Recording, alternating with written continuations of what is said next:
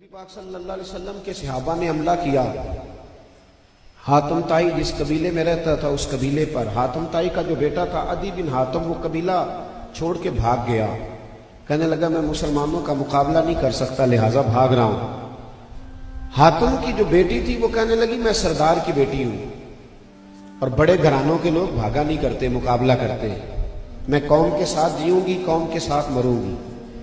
صحابہ کرام علیہم رضوان نے جب حملہ کیا تو وہ قبیلہ گرفتار ہوا تو بیٹی بھی گرفتار ہو کے آئی۔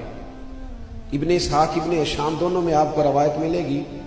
حاتم طائی کی بیٹی کہتی ہے میں نے دل میں خیال کیا کہ میں معاذ اللہ مسلمانوں کے نبی سے ایسے سوال کروں گی، ایسے سوال کروں گی کہ انہیں جواب نہیں آئے گا، نقل کفر نہ باشا، ایسی باتیں کروں گی۔ اور کہتی ہے میری تنی ہوئی گردن تھی، اکڑی ہوئی، بادشاہ کی بیٹی تھی اور زمانہ جانتا تھا۔ کہتی جب میں مسجد نبوی میں داخل ہوئی نا تو چونکہ میں تلوار چلاتی تھی تو صحابیات جو جنگ میں شریک تھے انہوں نے میرے ہاتھ پیچھے باندھ دیے۔ کہتی جب مسجد نبوی میں حضور کے سامنے گئی تو میرے اندر ایک بھوچال تھا باتوں کا، یہ کر دوں گی وہ کر دوں گی، لیکن کہتی ہے اندر داخل ہوئی میرا سر ننگا تھا، اللہ کے رسول علیہ الصلوۃ والسلام نے نا اپنے کندھوں سے چادر اتاری اور کہتی ہے جیسے ہی وہ چادر میرے سر پہ آئی نا میری گردن بھی جھک گئی، میری آنکھیں بھی جھک گئی، وہ ختم ہو گئی، بات ضرورت نہیں رہی۔ حضرت سیدنا سلمان فارسی رضی اللہ تعالیٰ عنہ حاضر تھے، انہوں نے مشورہ دیا، عرض کی یا رسول اللہ صلی اللہ علیہ وسلم یہ کافر کی بیٹی ہے، مشرک نجس ہوتا ہے، حضور میں اپنی چادر نہ پیش کر دوں؟ سر ڈھانپنا ہے تو آپ کی تو چادر پہ قرآن مجید کی آیات نازل ہوتی ہیں، مدثر اور مزمل والی چادر اپنی نہ دے دوں، یہ کافر کی بیٹی ہے؟ تو اقبال اسرار بے خودی میں کہتے ہیں کہ میرے مصطفیٰ کریم نے تاریخی جملے کہے، محبوب فرمانے لگے سلمان چپ کر جا، بیٹی کافر کی بھی ہو تو بیٹی ہوتی ہے، بیٹی تو بیٹی ہوتی ہے، بیٹیاں تو سانجھی ہوتی ہیں، بیٹیاں سانجھی ہوتی ہیں، وہ بیٹیاں ایک جیسی ہوتی ہیں۔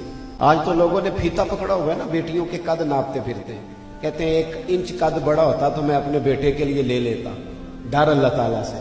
میرے محبوب نے فرمایا بیٹی تو بیٹی ہوتی ہے، بیٹی تو بیٹی ہوتی ہے۔ حاتم طائی کی بیٹی کہتی ہے اب نبی پاک صلی اللہ علیہ وسلم سے کرنے کے لیے میرے پاس بچا کچھ نہیں کہ میں بات کروں۔ حضور فرمانے لگے تیرے باپ کے اندر اچھی عادتیں تھیں، تو بتا کیا چاہتی ہے، تجھے آزاد کر دوں؟ تو وہ عرض کرنے لگی حضور صرف میں نہیں آزاد ہوگی، میرا سارا قافلہ بھی چھوڑنا پڑے گا۔ تو محبوب نے فرمایا تو بڑے سخی کے پاس آئی ہے، جا تیرے سارے قبیلے کو آزاد کرتا ہوں۔